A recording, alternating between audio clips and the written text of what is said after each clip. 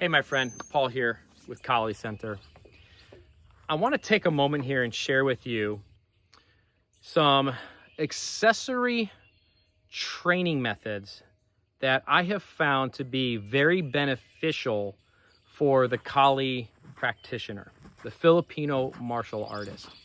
I've been training in this art for a very long time, since I was 15 years old. And over the years, over the decades, I've done a lot of experimental training to see what can give me the extra edge in my Kali performance. You know, we all want to get really good at the application of our martial art. And nothing is ever going to replace the actual practice and training of that martial art in developing those actual skills. But we do have accessory work that can be beneficial at those times that maybe we can't make it to class. Maybe we are kind of just giving our body a little bit of a rest from swinging our sticks and working all the footwork, or sometimes just giving our mind or even our emotional self a rest. And we just need to do something different, but still doing something that directly complements and correlates to the skill. In my experience of training and teaching Filipino martial arts, right, there's 12 areas of Kali. Not all schools teach it like this, but I do here at Kali Center. And the first 11 areas of Kali focus on all of these external weapons, right? We focus on bolos and sticks and knives and stabs and spears and empty hands and flexible weapons and being able to throw our weapons and projectile weapons and all these wonderful skills of the martial arts. And then you have area 12, which is the internal. And this is like, you know, a lot of martial arts have the internal practice, right? Well, Kali does too. In area 12, this is where we focus on taking care of ourselves internally through breathing practices, meditation, diet, but also maintaining the good health of our body. And area 12, in my mind, is where the real secret of being a Kali practitioner lies. And that is in developing our practice as a lifestyle. And the choices that we make day in, day out, are they an asset to our training or a liability to our training? Are they benefiting us or are they holding us back? Now, I may not be a practitioner directly of Pikiti Tertia anymore. In fact, I haven't been for over a decade now. But I still believe in the philosophy of, I believe in good health. I don't believe in sickness. So if you ever heard the philosophy from Pikiti Tertia, I believe in life, I do not believe in death. I believe in health, I do not believe in sickness. I believe in success, I do not believe in failure. This is a philosophy that I hold true and dear to my heart. And area 12 is the secret. So I want to share with you some alternative accessory training methods that you can use that complement your Kali training when you're not in class, when you're at home, or anything like that. So let's get on into it. Now, Kali as a martial art, it's pretty physically demanding, at least the way that we train here at Kali Center. It's very dynamic. We have to move different angles, different energies with weapons. We got to navigate terrain, moving on different angles with our footwork. And we have to be able to move in a coordinated, calibrated way that we can move our feet and strike our weapon at the same time. So it demands dynamics, but it also requires a level of mobility in our body. Mobility is a combination of strength and flexibility.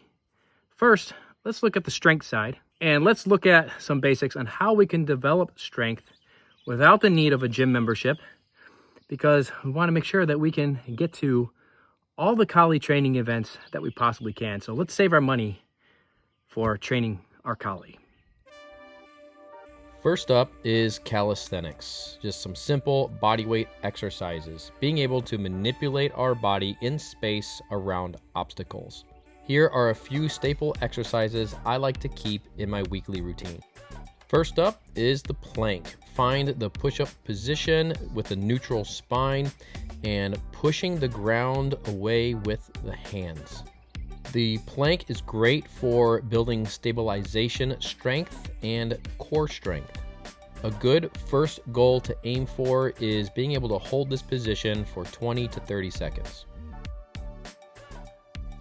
The next exercise I keep in my rotation is the classic push-up. I prefer performing push-ups slow and controlled with full range of motion. Keep the spine neutral and keep those elbows tucked in. When you do these slow and controlled with full range of motion, you do not need as many reps. A great first goal to aim for on these is 8 to 10 reps. There are many progressions and regressions to the push-up, so this is a very scalable exercise. Hanging has so many great benefits for the body, especially the passive hang. Grab onto a bar or tree branch, anything that you can hang safely from. Let your body relax and dangle and let the shoulders rise up to the ears. In a relatively short amount of time, you'll notice improvements in grip strength, shoulder resilience, and spinal decompression. A great first goal to aim for on a passive hang is hanging for 20 to 30 seconds per round.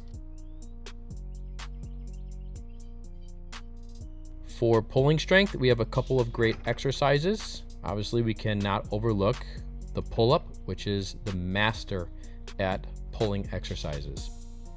If you're new to pull-ups, a great goal to aim for is 1 to 5 repetitions. And there are some great regressions that will help you build the strength to accomplish your first pull-up.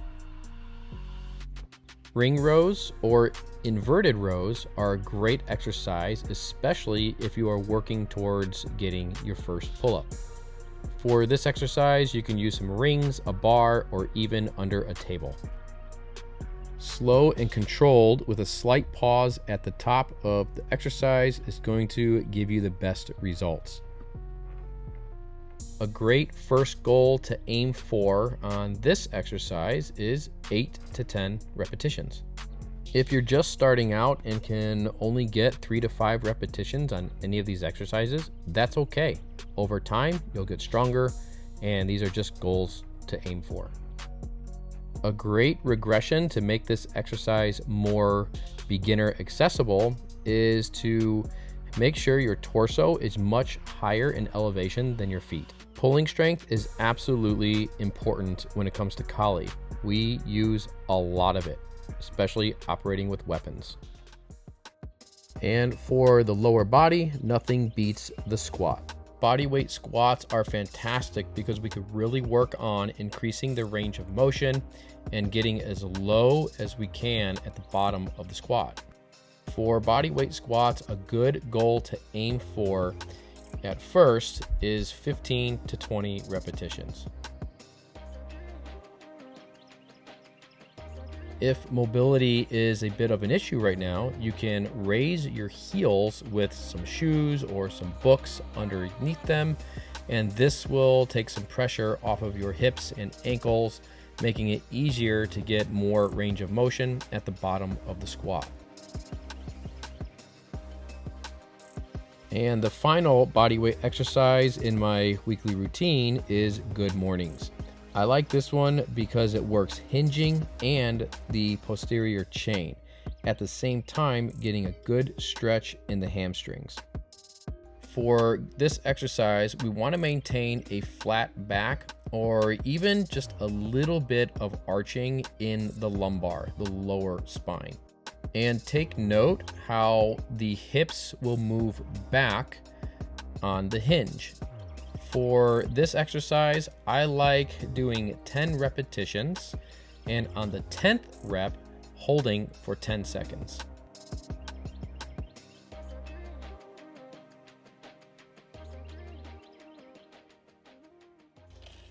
Next up, let's look at some weighted methods to build strength and mobility.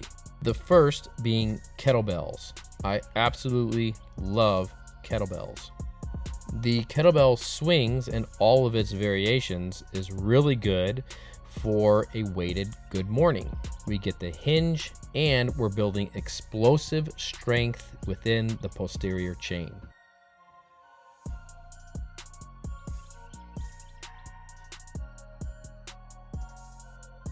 Kettlebells are fantastic for building joint health and strength in the connective tissue.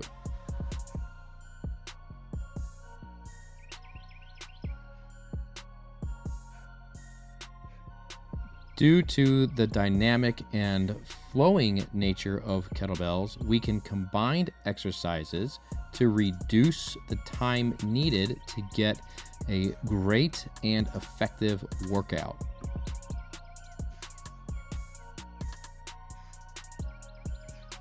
Kettlebells are also a great way to add weight to specific exercises where we don't need a whole lot of bulky equipment at home.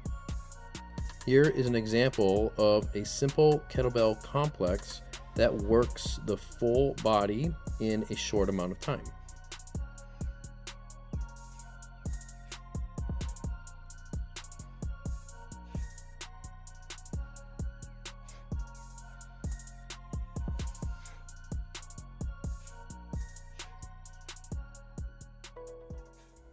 Indian clubs is another tool that I like to use pretty often, especially for targeting the shoulders. This is a great tool to build shoulder resilience, improve shoulder mobility, all while developing more stabilization in the core. A great weight to start off with in Indian clubs is just simply 1 or 2 pound clubs.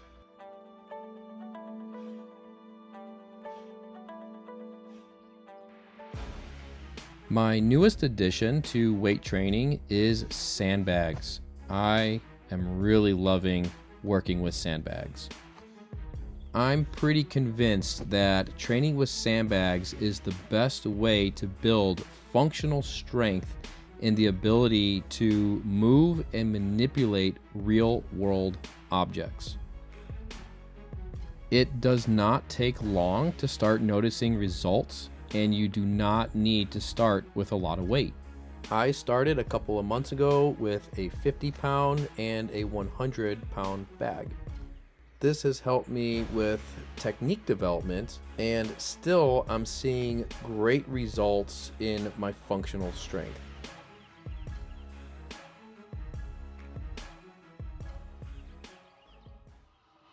All right, I saved my last 2 ultimate secret weapons for last. Crawling or primal movement has built my body better than anything else in strength, mobility, and overall endurance. This has been my secret weapon for a few years now. This is a pretty unorthodox way to work out, and I get it. It looks a bit strange, especially in comparison to our modern fitness culture. But it's a lot more difficult than it looks. But primal movement, it gets results, not only in strength and mobility and endurance, but it also improves coordination, agility, and power.